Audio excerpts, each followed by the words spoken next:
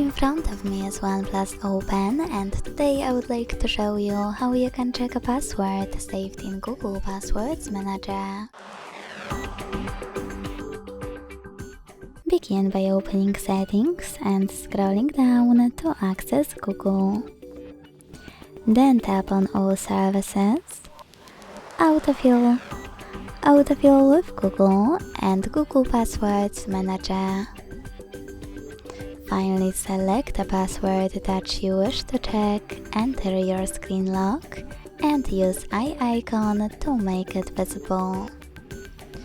Thanks so much for watching. If you enjoyed this video, leave a like, comment, and subscribe. Bye!